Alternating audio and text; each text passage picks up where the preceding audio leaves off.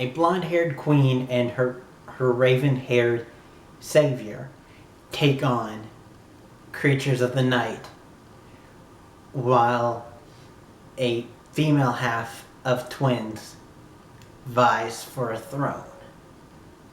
What show is this again?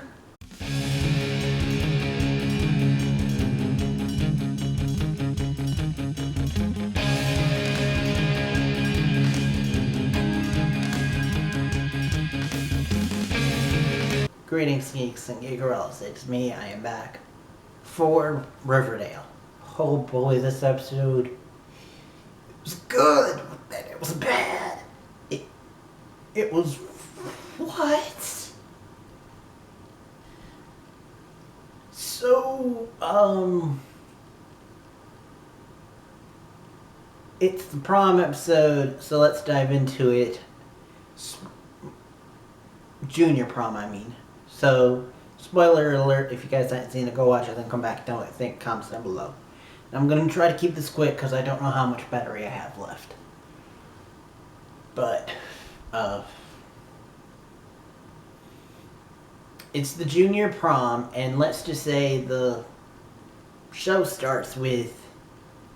let's start with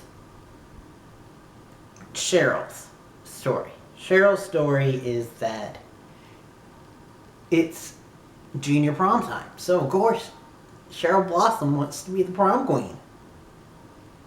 But there's a problem. Apparently that goes against the farm rules. For some reason.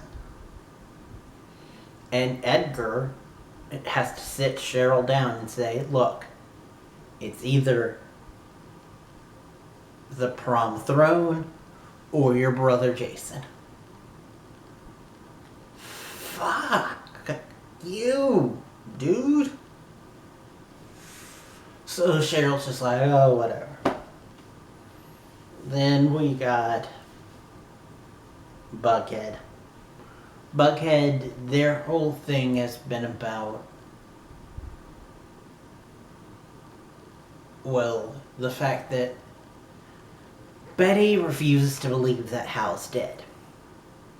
And Jughead hears about the gospel, a book from Jelly Bean, and so he finds the book and seems to think like they need to use the prom as a way to call out the Gargoyle King, turn it into fantasy, which, by the way, I thought by them saying that the theme for the prom was fire and ice meant that it was gonna be fantasy themed. I mean, Song of Fire and Ice? Okay. Guess that wasn't obvious enough. But anywho, they go and they're like, okay, we're gonna set it up so that Betty wins prom queen. Because Cheryl's not interested in it and we think it'll call out the Gargoyle King. And it does.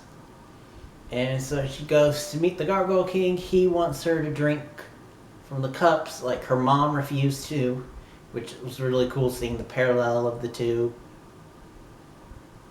since she played both Betty and her mom.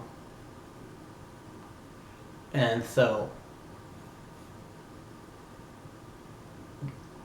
that was pretty cool. And then they had the Gargoyle King, and Betty straight up pulls out a gun and is gonna shoot him. Because apparently Betty can shoot. We saw her at a shooting range earlier. And right, she's gonna go shoot the Gargoyle King. The Black Hood tackles her. One-handed, hook hand, of course, because of course it's gotta be a hook hand. And chases her down. Which I'm still not totally sure that wasn't like part hallucination, because I wouldn't put that past the farm, because for some reason they've got a fascination about Betty for some reason. But anywho, they go and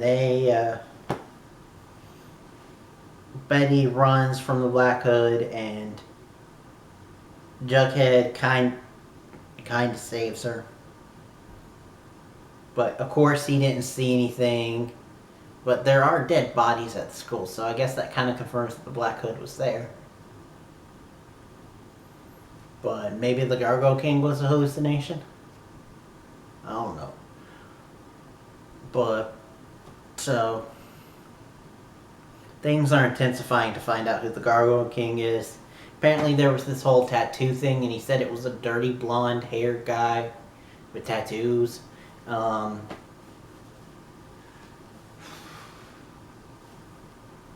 A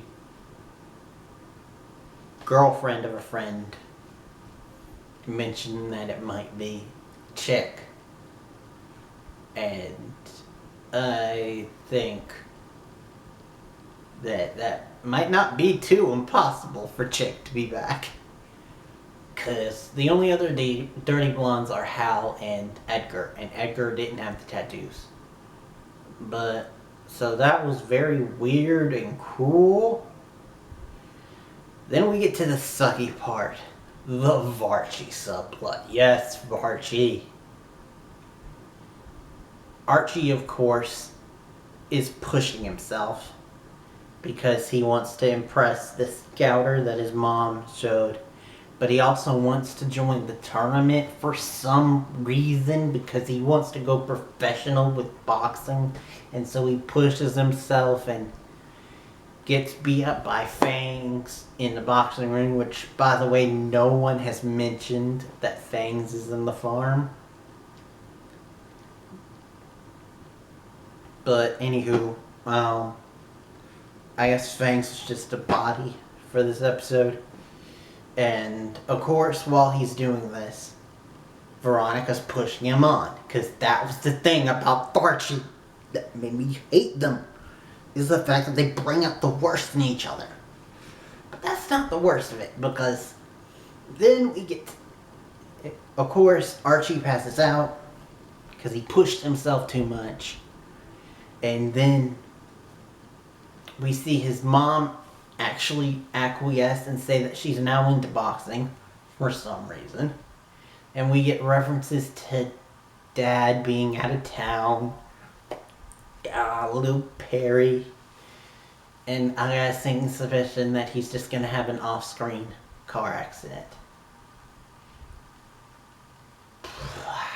Not looking forward to that, but I am looking forward to having Molly Ringwald back. Anywho, right before she goes to the prom, Veronica gets a bombshell from Pops. Hiram owns Pops and owns La Bon Oui. He somehow faked the deed to the place and faked it so well that Josie's mom, an actual lawyer, was fooled. And so now it looks like Varchie is teaming back up to go up against Hiram again. Yay. Anywho, that was the episode. Honestly, if you took out the Varchie stuff, I really liked the episode. I just don't like Varchie. They bring out the worst in each other and it's just like, grr. Anyway, thank you guys for watching. Next time you see me will be